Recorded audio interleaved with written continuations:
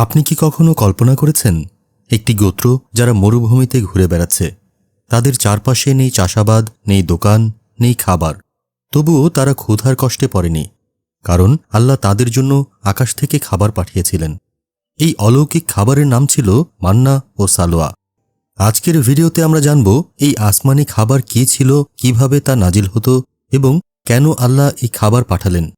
হযরত মুসা আলাইহিস সালাম যখন বনি ইসরায়েলদের নিয়ে ফেরাউন থেকে রক্ষা পান, তারা একটি দীর্ঘ সময় মরুভূমিতে ঘুরে বেড়ায়।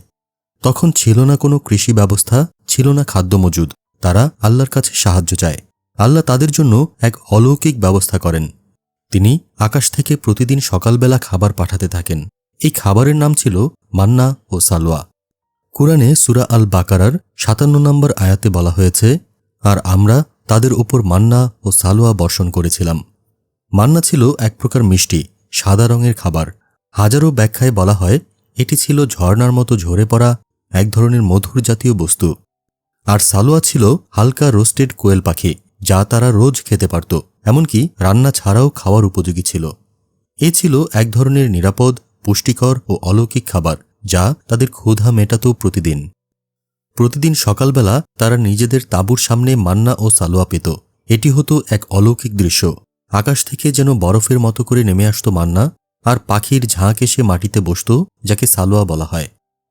আল কুরআনের সূরা তাহায় আল্লাহ বলেছেন, তোমরা উত্তম জীবিকা গ্রহণ করো যা আমি তোমাদেরকে দান করেছি।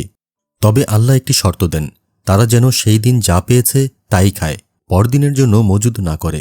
কিন্তু বনি ইসরায়েলের কিছু লোক সেই নির্দেশ অমান্য করে খাবার জমিয়ে রাখে। ফলাফল খাবার পচে যায়। আল্লাহ তাদের শাস্তি দেন এই অবাধ্যতার কারণে। বনি ইসরায়েল এমনকি এক পর্যায়ে এই খাবারে বিরক্ত হয়। তারা মুসা আলাইহিস সালামকে বলে, আমরা প্রতিদিন এক ধরনের খাবার খেতে পারি না, আমাদের জন্য শসা, রসুন, ডাল ইত্যাদি দোয়া করুন। এই কথা শুনে মুসা আলাইহিস সালাম অবাক হন। আল্লাহ যা আকাশ থেকে দিচ্ছেন, তারা তার বদলে পৃথিবীর সাধারণ খাবার চাইছে। এর মাধ্যমে আমরা বুঝতে পারি শুধু অলৌকিক খাবার পেলেই চলবে না, আল্লাহর প্রতি কৃতজ্ঞতাও থাকতে হবে। এই ঘটনা থেকে আমাদের জন্য অনেক শিক্ষা রয়েছে। ১. আল্লাহ রিজিকের মালিক। চাষাবাদ, সম্পদ, চাকরি কিছুই না থাকলেও আল্লাহ চাইলে আকাশ থেকেও খাবার পাঠাতে পারেন। ২. শুকরিয়া করা ফরজ। আল্লাহর দেয়া নিয়ামতের প্রতি যদি কৃতজ্ঞ না হই, তবে সেই নিয়ামত কেড়ে নেওয়া হয়। ৩. অমান্যতা ধ্বংস ডেকে আনে। আল্লাহর নির্দেশ মানা আমাদের ঈমানের পরীক্ষা। মান্না ও সালোয়া এক জীবন্ত অলৌকিকতা, যা প্রমাণ করে আল্লাহ তার বান্দার রিজিকের দায়িত্ব নিজেই নেন। আপনি কি মনে করেন আজও আল্লাহ আমাদের জীবনে এমন অলৌকিকভাবে সাহায্য করেন? কমেন্টে জানান।